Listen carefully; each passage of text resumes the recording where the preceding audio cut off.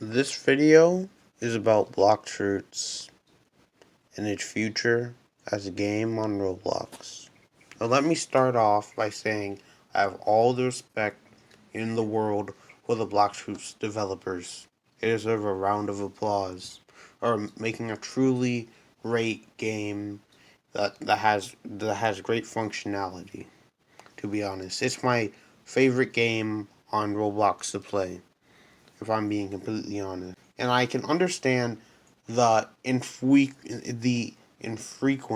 and smaller updates due to the whole pandemic situation and school being back in. Now, the thing is, the game itself is going downhill because of smaller and more infrequent updates.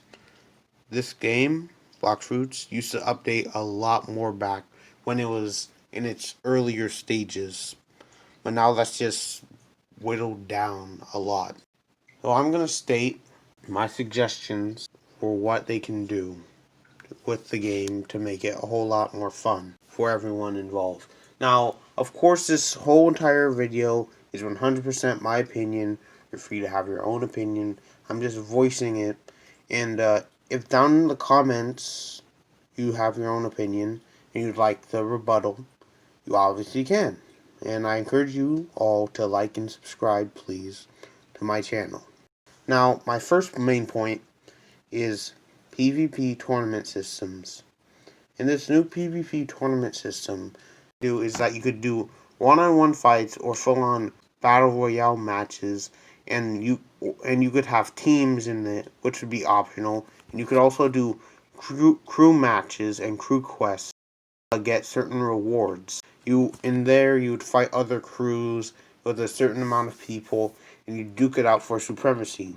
So overall, I feel like that would make the game a whole lot more fun, and the rewards would be berries, which is in-game currency, fragments, bounty, and PvP status within the tournament. Like, let's say there's a novice and then there's an elite fighter in the tournament.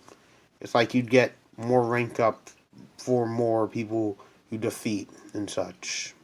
And the areas where you could fight, it would be like in the Coliseum in Old World, the Dark Arena in the New World, and of course the Coliseum in the New World. But they'd be like separate and somewhat modified to meet the demands of, well, the amount of people who are going to be fighting and all that other stuff.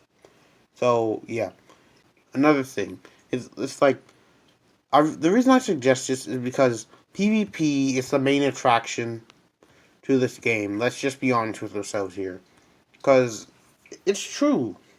Like right now, the game just feels for a lot of people to be grindy, and the challenge to actually fight other people and gain bounty and stuff like that is like the funnest aspect to the game. And another thing, devil fruits. Add more devil fruits. Awakenings are nice. Awakenings are really nice. In fact, I want them to add Phoenix Awakening. I want them to add Phoenix Awakening because I'm not going to lie, I'm kind of being biased here.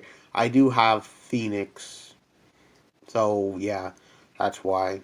You need to add more regular zones. It would just make the whole thing a whole lot better, more diverse. Because you only have mythical zones in the game. There's Buddha and Phoenix. That's it for zones. People are asking more zones. Another thing, popular devil fruit, Venom. Add the Venom fruit. Everyone wants Venom. Another thing, Allosaurus devil fruit.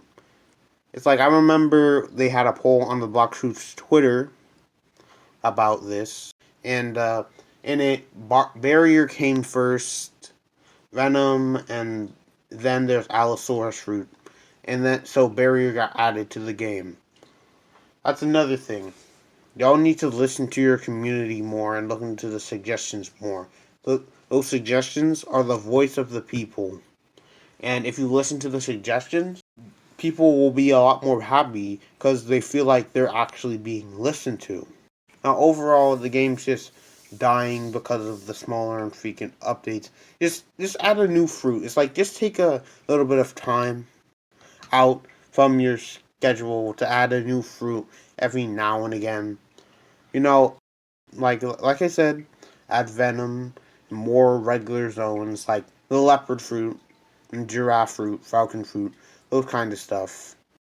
But lay off on the awakenings for a little bit and focus on more new fruits. It's just going to be a whole lot better. And another thing, revamp the crew system. Dear God, people keep on getting kicked out of my crew by some glitch or something. And so that's an issue. You have to fix that whole entire thing, along with adding different ranks within the crew, like um, captain, vice captain, crewman, that kind of stuff.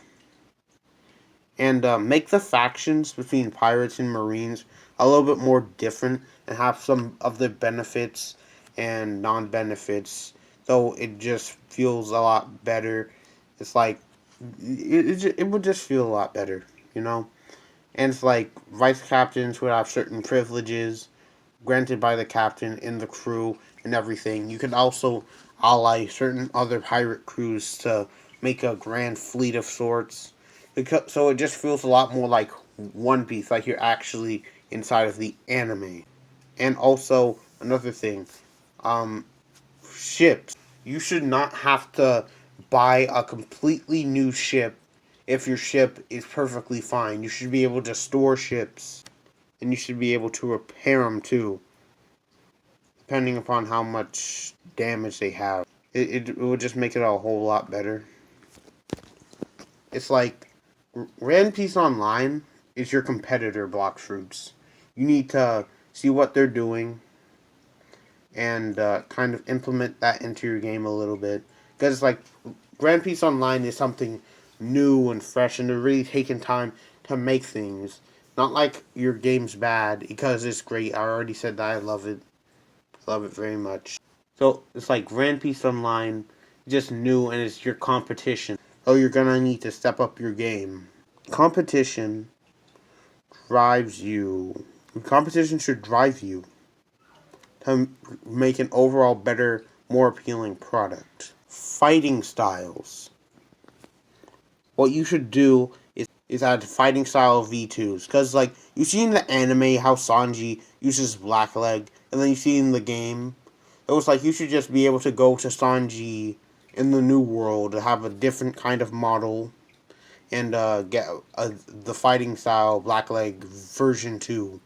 And the same with Electro and Fishman Karate, and so overall they're just way better, and you don't actually have to add truly new fighting styles, because I don't really think there's many other notable fighting styles within the anime that you. Along with another thing, what the next two islands you should add should be Zoe and Whole Cake Island. You see, now here's the thing, the biggest issue, pacing. You see, now you can only go up to the manga, because, like, if you go up, because once you reach where they're at in the manga, you can't actually add any content anymore.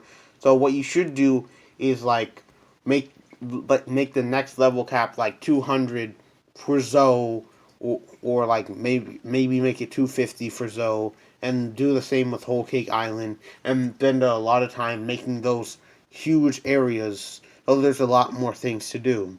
So overall, because that's the thing, the updates are smaller, and you can basically finish the content in like 2 days. Because I remember in the Halloween update, update 13, I think, or update 12, I think it was 13. Oh, update 13. That was really small, and it just added the cruise ship. Don't get me wrong, the the new weapons and the new race was good, but other than that, it didn't add truly that much to the game. You know, other than like a 50 more levels to grind. Because, like I said before, the game's feeling kind of grind, so people want to play it less because it just gets boring to them. And another thing. Oh yeah, story. I remember when you launched the New World update, and I had to go to Aokiji. I had to go to Impel Down, talk to a Revolutionary Army guy. Then I have to go talk to this other guy, and then I have to go to Aokiji. Directly after I defeated Aokiji, next that popped up on screen. Oh, Doflamingo and Kaido are in the Devil Fruit dealer trade, and you have to go to the New World to stop them. I just remember feeling so hyped about all that the whole time. Not even kidding. So it's like if you add more of a story kind of element to the game, it will just leave everyone just so much more hype. You know how I said they should add Zoe, then Whole Cake Island. So now after that, let me think. When you make those two islands, make them each get either 200 to 250 level cap and give them a lot of stuff to do and make it fun. And you could put Electro Fighting Style V2 on Zoe, which would be very good. It would just make sense. You could talk to Carrots to get it or something, and you could pay her, and you'd have to also do a quest before that. So it'd just be very fun, interactive. Oh yeah, another thing. Puzzles. They distract from the grinding inside of the game. It's like I remember when the Shank's quest, you had to press hidden tiles in the forest in the jungle, and you had to go to a rich guy, burn like a sheet in the desert or something. Then you had to get a chalice, go to Drum Island, which is the ice area, and then you had to get water, put in the stuff, give it to a homeless guy on the island or something, and then it's like and then you went to get the saber. So it's like it's a completely optional thing that overall would be funner, and the thing is, like I said before, it's completely optional. You don't have to do it, but it's just fun, and overall, it would benefit you in the future because like Saber is a really great sword, especially the V2. Does the most damage, although the skills are somewhat short range. You can put off some wicked combos with it though. So back to what I was saying before. After Zoe and Whole Cake Island, oh yeah, you could have a Big Mom raid boss. Like you could get a candy bar from defeating Katakuri, and then you could like enter a Big Mom's chateau or something because you had the candy bar so much. So it would make sense.